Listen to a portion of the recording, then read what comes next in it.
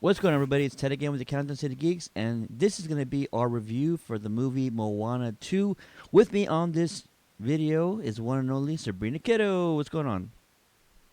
Mahalo. Absolutely. This is going to be sort of a non-spoiler review at first. We might get into some details towards the end of the video, but we will be sure to let you guys know at home before that happens. So first off, we're just going to start off with our overall feelings and general reaction as we walked out of the theater. Sort of like an instant take on how we felt as a whole, and then we'll start talking about the movie in general. But Sabrina, go ahead and kick us off with what are your initial thoughts about Moana 2? Well, Moana is actually, I would say, a tough cookie, but in this case, she'll be a tough shell. The movie really brought out Moana as developing her skills as a wayfinder.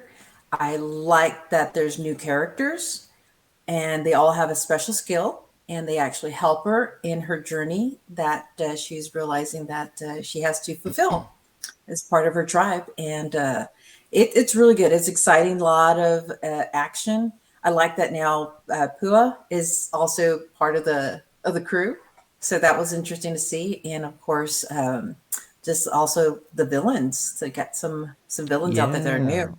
Yeah, yeah, well, exciting. So it was nice. There's a lot of action, and uh, I will say though that the ones that really got me going were the Coconut Pirates. I love those Yes. guys. Those guys are They amazing. were I still amazing. want to know what they look like. I guess we might find that out in another film. But yeah, they are so intriguing. Hmm. I walked out of this theater feeling really good about it because there was that emotional investment in this film, much like the first one. So like on that front, they really knocked it out of the park. It was a big story. They sort of expanded the lore of their tribe and their people, and that was really interesting. Maui is Maui. I mean, he's so entertaining as a character. I think he was more entertaining in the first one than in this one, but it was still interesting to kind of see them react and see him react with other individuals, not just Moana. So that's kind of something new and cool that we got to see. I did feel um, the missing component from the first one, Lin Manuel Miranda, and Yeah. I don't know how many people are gonna agree with me, and if you don't, that's completely fine. But there was such a bigger connection with the music in the first movie. He just has a way of writing. Hmm. It's so simplistic, but there's layers to it, and the songs are catchy. And despite the fact that the words maybe aren't easy to kind of memorize, you take the time to do so because of how much passion he puts into his writing. So Hmm. I will say I did miss Lin Manuel from the composer in this flick. So not to say that it completely changed how I felt about the movie, but I just there wasn't as memorable of songs and singing in this one. But like I said, it's not a complete. It's not taking the film down too many notches by any means, but I did feel myself really wanting to kind of have his style or his flavor, the way he kind of um, you know gives you a variety of different songs and singing techniques as well. Everything from like big ballads to sort of the rap and things, and he has such a unique way of doing that. And so I did miss sort of that part about it. Let's talk I'm going to about agree with you on some. that. Say it again. I'm going to agree with you on that. It was missing the traditional rhythm. That's the best way I can describe it. And it was more commercial to me, in a way. But yeah, that the traditional flavor sound was not really there, and I did notice it too. But the songs didn't really or the music really didn't impact as much, but it was a bit noticeable for those who are, who are fans. No, 100%. I did. I love the visuals. I love how and I'm not gonna get into any spoilers just quite yet, but there's a lot of moments in here that really tug at the heartstrings. And oh my god, giving Moana a little sister to begin with is already like cheating. It's a cheat code. Like you're just adding this whole nother component that we are just we're slaves to. Like there's no way to get around it. Anytime Mhm. the two of them are together, it's so adorable. So I feel like they just cheated, and there's no way to not just fall in love with that sister dynamic. I love the story. You know, it's compelling. Mhm. It kind of allows her to become this bigger figure in this lore and in this sort of history of their people. And so I did enjoy and I did appreciate them taking the time to kind of expound on that and explore those avenues. um, I will say that I wanted to see. I'm not going to stay with some spoilers.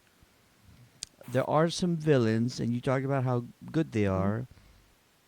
I wanted to see more of them, but I Mhm. think there's a reason for that we can get into later on. So now, when I Absolutely. was watching, I was like, I want to see more of the villains. But Mhm. there's choices. These are very specific choices they made, and in that regard, I'm okay with it. Yeah, What it just else? scratches the surface. Exactly. What else worked Mhm. for you or didn't work for you in the movie? I'm gonna say, really that you learn not only Moana's connection to water, but how she's developing more as a wayfinder because that's now who she is. And notice how it's passed down from her grandmother. So I like that it's the heritage part. And then you have Maui, who has a connection to being a shapeshifter. So we see a little bit of that because we already know. But then we have, of course, the villain. That connection is to wind and to bats. So that was kind of interesting. And then you have that other villain, Nalo. He's the storm god. So there's another, it's, to me, there's all connection. It's more of the elements of the earth.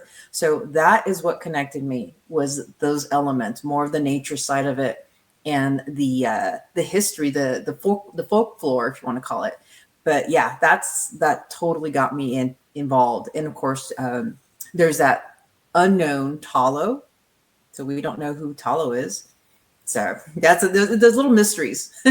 So all the elements and what is his, connection to? What is his element?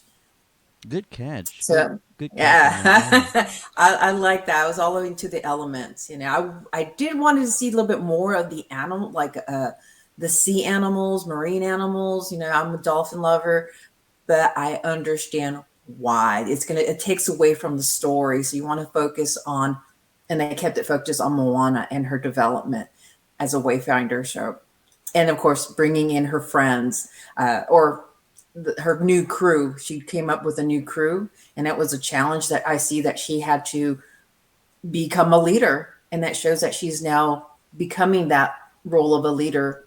And now she's also going to pass on those skills and the knowledge. And I have a feeling that might go to her sister too, because she was teaching her Oh. about the ways of the ancestry. Oh, that right there. I was like, wow, it's beautiful. It's so beautiful. So that's how I Um, see it. That's what I'm seeing. I mentioned earlier, and this might that's not no spoiler yet, but we are introduced to this new character, Moni, who is played by Hualalai Chung. And I had mentioned it was great seeing Maui, interacting with other folks besides Moana, and this is one of those Mhm. reasons is because Moni is this big fanboy. He acts the Oh. way I would act meeting Dan Aykroyd, Robert Downey Jr., and it was just hilarious to Mm. not only see their first interaction, but to see every time they were on screen together, this new element of his fandom and his Mhm. obsession, and how he creatively expressed his passion or just his love of Maui, and Mhm. so it got funnier and funnier as the joke was carried on throughout the film. So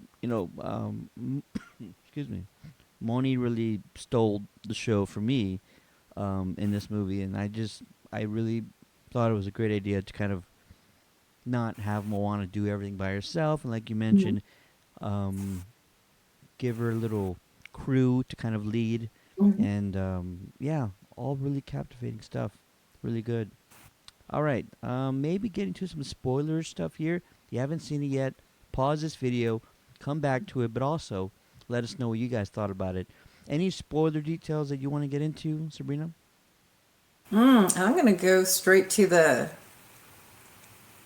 post credits because you don't realize, like, oh yeah, what happened to Matangi, the the The crab? the crazy bat. I want to call her the crazy bat lady. Oh, the crazy bat lady. So Yeah. you Yeah, and you see her at the end, and she's talking to Talo, and it's in the well, actually, she's not talking to Talo. She still is enslaved by Talo, but she's talking, having conversation with Nala, who is the storm god. So we were like, what's going on here? And of course, we have that little devious crowd that's snooping and eavesdropping there, and so I have a feeling this is going to actually be the bridge going into Moana 3, and there's going to be more action on Moana's part of being now using her skills and her knowledge, and now she has a team. And remember, they said that Nalo was afraid of humans, especially when they unite, because when they are together, they're a powerful force. So I really like that. So I'm actually looking forward to the Moana 3 now. So I'm just Yeah, gonna go jump right into that. I was glad I stayed. Something inside me said, you know what? Let's just see what happens during the credits. So we sat there, and then they bring up this mid-credit scene, and they're all there, and we finally get to see the big bad, the antagonist, sort of in his normal Hmm. form. And Hmm. yeah, it was really interesting. And yeah, they brought back the crab looking a lot less shiny than the first time that we met him. So that was interesting. But yeah, it does make you really interested on what they're trying Hmm. to build here, and the fact that she's united all these nations of the sea, all these Hmm. tribes, could be really something fascinating to dive into. And it's intriguing. So yeah, that does make me really interested and really excited for what they're trying to build towards. And these two movies now, like I mentioned, the way that they get you to invest emotionally in the characters and the story, it's quite an achievement. It's the biggest achievement I think that these movies have been able to do or to execute. And so, whatever they decide to go with forward, I'm in. I'm gonna give them the benefit of the doubt, for sure. And it could be a really powerful film if they're bringing these tribes or these nations together Hmm. for another future film to overcome said evil in a future project. So it could be a really emotionally powerful moment or story that they dive into. So yeah, that's also something I'd love to see. And I'm actually looking forward to the Kakamora, the coconut pirates, because Kotu ended up joining Moana's crew and to help out on that voyage and that and the journey for the Lost Island. So knowing that they're all now together, they're bonded. I'm looking forward to that. I love those coconut pirates. They're hilarious. And Th- they're not only so hilarious, but they added some depth to them, because this yes. this one individual that joined her crew, he did so almost as a sacrifice to save his own ship with the other coconuts. I can't believe I'm saying that. With the other coconuts on their ship. And so for like a few seconds, there was this really fascinating scene where, without any dialogue whatsoever, he does his little sort of like, it's been an honor, or it's, I'm doing this for Mm-hmm. you guys. And he Mm-hmm. cuts the line that plunges Moana's boat into this giant clam looking Mm-hmm. monster. And yeah, I was just like, wow, this is a really powerful sacrifice moment that they're going for Yeah. here. And I'm like, wow, you really felt it. You really felt it. It really Yes. worked. It was really effective when it happened. So I was just like, wow, this really interesting stuff here. But yeah, I hilarious. Also, the goo that paralyzed people, and also wild. I don't even know what to make of that creature. But no, all interesting stuff. I'm glad they kind of incorporated that and see what uh, adventures or mischievous things they get into. I would assume the rest of the tribe would have been more not scared but surprised to see this Mm-hmm. coconut creature, because aren't they like demigods themselves to these tribes? I thought I heard that in the first movie. Um, Good question. I thought they were just little savages, and they were just, because I we don't don't know think how they're they look like. human is what I'm trying to get at. And so I thought Oh, they were some sort of there's some sort of lore behind them. okay. I need to go Interesting. back and find out. But the tribe didn't really act sort of indifferent in any way to him. At least not that I remember. So, but No, no, yeah, they were actually more like, so it's because it was like all about connection, and you mentioned sacrifice. So with sacrifice comes, the reward, but you have to, I guess you said, the responsibility, mm. and you're doing it for a purpose. There's a purpose behind that. And then of course I was going to also put in that little spoiler, because Moana now becomes a demigod. So I was seeing her wondering if now, that's what happened. yes, yes, yes, she's a demigod now. She had the little light up, little tattoos now on just on one side of the arm. So I wonder, like, on her achievements, if she's going to be getting more, kind of like Maui. And I, for a second, thought Maui's sacrifice didn't kill him, but I thought they would have made him mortal. And it doesn't seem like that's the case because he immediately got all of his tattoos back.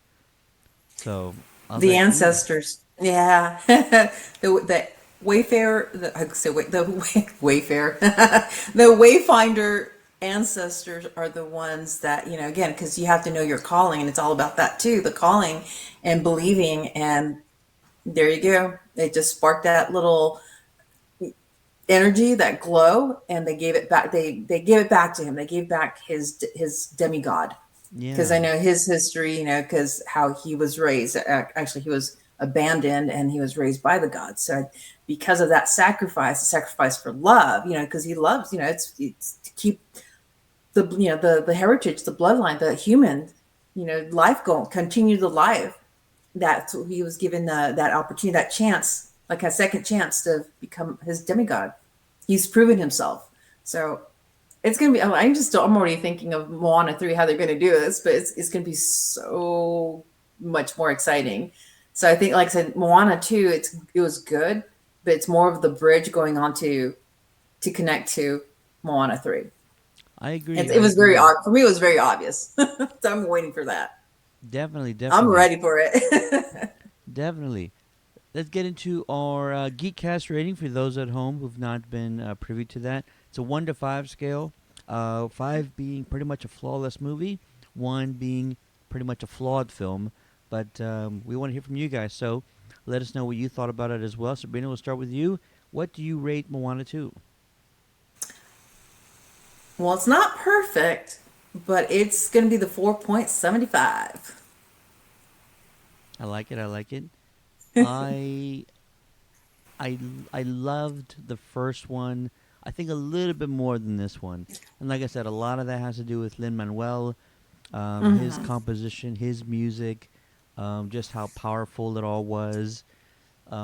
This one, I would take a little bit for that and take a little bit for kind of the other things I talked about. All in all, it's still a really, really good film. It felt longer than it really is, and Finished it. I don't know why that is. That's rare when you're like, "Wow, how long is this movie?" And you're like, "Wow, it's still under 2 hours." But I give this one a four. I probably would give the Okay. first one like a 4.5. This one I'm gonna give a four, and that brings our overall Geekcast rating to a 4.375. Not too shabby, like I always say, but it's a solid recommend from both of us. So you folks at home, be sure to check it out if you haven't already. And like I mentioned, if you have seen it, let us know what you thought about it by dropping your own rating in the comments below. We got a lot more advanced screening tickets to give away throughout the rest of 2024. So be sure to follow us on social media and also check out our website at countdowncitygeeks.com for more reviews and interviews involving some of your favorite actors from your favorite movies or TV shows. From the Countdown City Geeks, my name is Ted, aka Steady. Joining me on this Moana 2 review is Sabrina Kiddo. Have a good night, guys. Good night. This is a call from the ancestors to sail to new skies and reconnect our people across the entire ocean.